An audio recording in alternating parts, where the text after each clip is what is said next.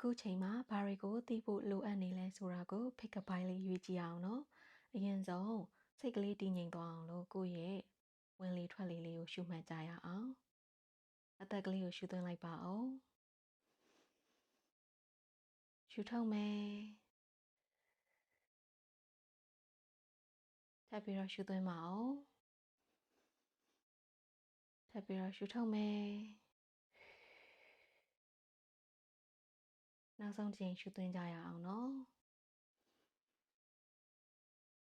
ရှုထုတ်လိုက်ပါအောင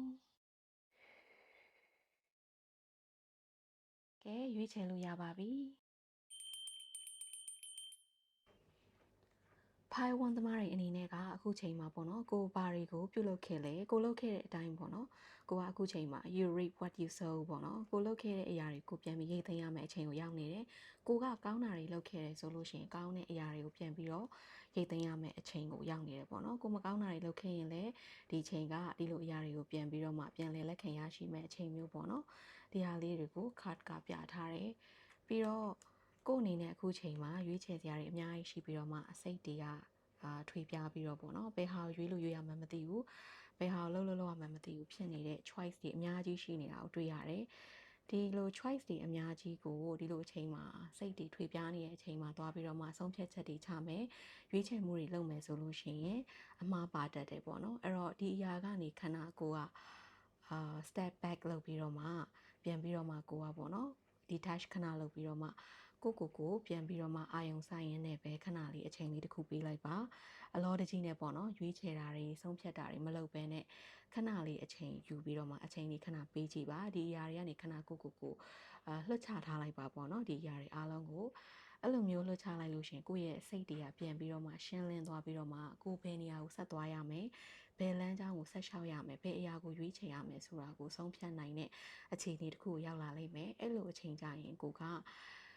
ကိုယ့်ရဲ့မိသားစုရောကိုယ့်ရဲ့ပတ်ဝန်းကျင်ကိုယ်တိုင်ရောပေါ့နော်ဒီလိုအရာတွေကိုကိုကမျှဝေပေးနိုင်တဲ့အထီကိုကဒီငွေကြေးပစ္စည်းဥစ္စာပေါ့နော်ဒီလိုထိတွေ့ကင်တွယ်လို့ရတဲ့ထန်ကြမှုဖြစ်တဲ့ဒီလိုမျိုးပြည့်စုံကြွယ်ဝတဲ့ဘဝကိုရတဲ့လမ်းကြောင်းကိုကိုကရွေးချယ်နိုင်လိမ့်မယ်ဒီလိုမျိုးဝင်ငွေလမ်းကြောင်းပေါ့နော်တည်တံ့ခိုင်မြဲတဲ့တည်ငြိမ်တဲ့ stability ဖြစ်တဲ့ဒီလိုမျိုးဝင်ငွေလမ်းကြောင်းတစ်ခုကိုကိုကရွေးချယ်နိုင်ပြီးတော့မှဝင်ငွေရတဲ့လမ်းကြောင်းတစ်ခုပေါ့လေနော်ကိုကရွေးချယ်နိုင်ပြီးတော့မှဒီလိုအရာကိုကိုကရအောင်လုပ်နိုင်နိုင်မယ်ပေါ့နော်အဲဒါကြောင့်အခုချိန်မှာကိုကအဆုံးဖြတ်ချက်တွေ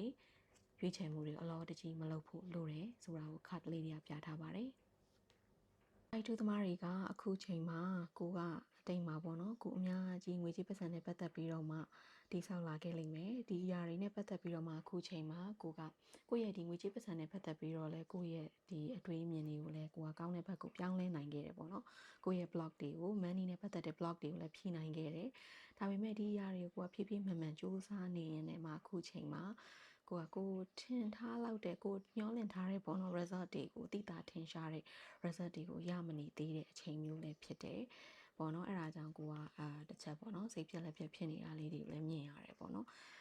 ်ဒါပေမဲ့ကိုကဒီလိုအရာတွေကိုကောင်းစွာဒီလိုမျိုးတိဆောက်ခဲ့တာဖြစ်တဲ့အတွက်ဒီအချိန်မှာ result တွေကိုရလဒ်တွေကိုမမြင်တွေ့နေရသေးဘူးဆိုရင်တောင်မှကိုကနောက်တစ်ချိန်မှာဒီကိုရွေးချယ်လိုက်တဲ့လမ်းကြောင်းကမှန်ကန်တဲ့အတွက်ကိုယ့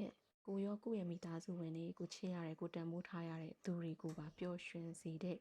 emotional fulfillment ပေါ့လေနော်ဒီလိုစိတ်ခံစားချက်ပိုင်းဆိုင်ရာအထိပါပျော်ရွှင်စေတဲ့ result မျိုးကိုရလာပါလိမ့်မယ်ပေါ့နော်ဘာလို့လဲဆိုတော့ကိုဘဝအတွက်ကိုတကယ်ကိုလမ်းကြောင်းမှန်ပေါ်ရောက်နေတာဖြစ်တဲ့အတွက်အဲ့လိုမျိုးကိုယ့်ရဲ့ဆန္ဒနဲ့ဘဝထပ်တူကြတဲ့အလုပ်အကိုင်မျိုးကိုယ့်ရဲ့ soul mission life mission နဲ့ညီတဲ့ကိုက်ညီတဲ့လုပ်ငန်းမျိုးကိုရှာတွေ့နိုင်ပြီးတော့မှအဲ့လိုလုပ်ငန်းကနေကိုကဖြည်းဖြည်းချင်းတည်ဆောက်ရင်းနဲ့ဒီလုပ်ငန်းကနေပြီးတော့မှဝင်ငွေလဲရမယ်ကိုလည်းဝါသနာပါတဲ့အလုပ်လည်းဖြစ်မယ်ပေါ့နော်ဒီလိုလုပ်ငန်းနဲ့ကိုကအောင်မြင်အောင်လုပ်နိုင်တော့မှာဖြစ်တဲ့အတွက်ပေါ့နော်ဖြည်းဖြည်းမှန်မှန်နဲ့စူးစမ်းသွားမယ်ဆိုလို့ရှိရင်တစ်ဖက်ကလည်းဒီ result တွေကကောင်းတဲ့ result တွေကောင်းတဲ့ရလဒ်တွေကစောင့်မျှော်နေပါတယ်ဆိုပြီးတော့ခါတရပြထားပါတယ်ဖိုင်3တွေအနေနဲ့ကတော့ကိုယ့်ရဲ့အတိတ်မှာပေါ့နော်ကိုကနေရာအနေထားတစ်ခုရအောင်ကိုယ့်ရဲ့ငွေကြေးပစ္စည်းဥစ္စာဒီလိုမျိုးပေါ့နော်ဒီလိုနေရာတွေမှာကိုကအခြေတကျဖြစ်အောင်ကိုအများကြီးစူးစမ်းခဲ့တာတွေရှိလိမ့်မယ်ပေါ့နော်ဒီလိုမျိုးစူးစမ်းခဲ့ရင်လည်းမှာကိုကစူးစမ်းပြီးစူးစမ်းရင်းနဲ့ပေါ့နော်ကိုအနေနဲ့က not enough ပေါ့လေနော်မလုံလောက်သေးဘူးဆိုတော့ခံစားချက်နဲ့ကိုကဒီလိုမျိုးတွေစူးစမ်းနေရင်လည်းမှာဖြစ်လာတော့ ကိုကတဖြည်းဖြည်းနဲ့ဒီကိုရထားတဲ့နေရာတစ်ခုပေါ့လေနော်ဒီနေရာလေးပျောက်သွားမှာကိုကြောက်တဲ့စိတ်မျိုးပေါ့နော်ဒီလိုမျိုးတွေဖြစ်နေတာကိုတွေးရတယ်ပေါ့နော်ဒါပေမဲ့ကို့အနေနဲ့ကဒီနေရာအနေထားတစ်ခုမှာကိုကရောက်ရှိနေပြီးသားဖြစ်တယ်ပေါ့အဓိကတော့ကိုယ့်ရဲ့စိတ်ကိုယ့်ရဲ့ဒီ mindset ပေါ့လေနော်ကိုယ့်ရဲ့ဒီရှုမြင်တဲ့ရှုထောင့်ကိုကိုကပြောင်းလဲလိုက်ဖို့ပဲလိုတယ်ပေါ့ကိုကစူးစမ်းပြီးရင်လည်းစူးစမ်းတယ်ကိုအနေနဲ့မလုံလောက်သေးဘူးထင်ပြီးတော့စူးစမ်းနေရင်လည်းမှစိတ်ကဇောတွေကပ်လာပြီးတော့မှကိုပြန်ပြီးတော့မှဒီကိုစတင်ခဲ့တဲ့အရာကိုတကယ်စိတ်အားထက်သန်မှုအပြည့်နဲ့ကိုအတွက်ကိုပျော်ပျော်ရွှင်ရွှင်လှုပ်ဆောင်ခဲ့တဲ့အရာကအခုချိန်မှာကိုအတွက်ပြန်ပြီးတော့ဝင်ပြီးစေတဲ့အရာမျိုးပေါ့နော်ဒီလိုမျိုးကိုပြန်ပြီးတော့မှစိတ်ခံစားချက်တွေကိုလေးလံပြီးတော့မှကိုပြန်ပြီးဆွဲချနေတဲ့အရာမျိုးဖြစ်နေတယ်ပေါ့နော်အဲ့တော့ကိုကအခုချိန်မှာသိထားရမှာကိုရဲ့နေရာတစ်ခုကရထားပြီးသားဖြစ်တယ်ကိုရဲ့ရှုမြင်တဲ့ရှုထောင့်လေးနဲ့စိတ်ကလေးကိုသာပြောင်းလဲလိုက်ဖို့လိုတယ်ဒီပေါ်မှာကိုကဒီလိုမျိုးပေါ့နော်တွေ့ညှိနေတဲ့ဘယ်လိုပြောမလဲ attachment ပေါ့လေနော်ဒီလိုမျိုးဒါကိုရဲ့ဒီပေါ်မှာဒီဆွဲလန်းနေတဲ့စိတ်ပေါ့လေနော်ကိုစိုးရိမ်နေတဲ့ဒီစိတ်ကလေးတွေကိုလွှတ်ချကြည့်ပါကိုယ့်ရဲ့အလုပ်ကိုင်ကိုယ့်ရဲ့နေရာယာတုတစ်ခုပေါ့လေနော်ကိုယ့်ရဲ့ငွေကြေးပတ်စံပစ္စည်းဥစ္စာပိုင်ဆိုင်မှုတွေဒါတွေကိုဆုံးရှုံးရမယ်လို့အဲ့လိုမျိုးပေါ့နော်ကိုကအဲ့လိုမျိုးတွေ့ညှိတဲ့စိတ်ကြီးပေါ့လေနော်ဆုံးရှုံးရမှာကိုကြောက်တဲ့စိတ်ဒါလေးတွေကိုဖယ်ချကြည့်ကြည့်ပါအဓိကကိုယ့်ရဲ့စိတ်ကကိုယ့်ရဲ့အတွေးကကိုယ့်ကိုပြန်ပြီးတော့မှဆွဲချတာဖြစ်တဲ့အတွက်ဒီအရာလေးတွေကိုရှုထောင့်ပြောင်းပြီးတော့ကြည့်ပေးပါနော်